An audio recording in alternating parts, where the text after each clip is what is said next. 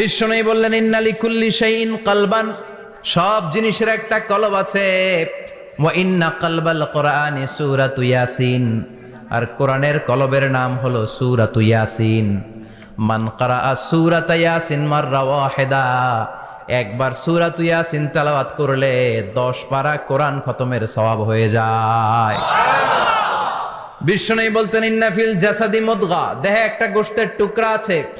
ইযা সালুহাত সালুহাল জাসাদু কুল্লু, এই দেহের গোশতের টুকরা যদি ভালো হয়ে যায় পুরো দেহটারে ভালো করে দেয় কে? আল্লাহ। এই দেহের গোশতের টুকরাটা যদি পচে যায় পুরো দেহটারে নষ্ট করে দেয় কে? বিশ্বনবী বললেন আলা ওয়াহিয়াল কলব, ওই টুকরাটার নাম হলো কলব। টুকরাটার নাম কি? এজন্য কলবের মধ্যে আল্লাহর জিকির বসাইতে হবে। এজন্য আল্লাহ বললেন আলা বিযিক্রিল্লাহি তাতমাইন্নুল কুলুব, দুনিয়ার কোন জিনিস দিয়ে কলব ঠান্ডা হয় না, দুনিয়ার কোন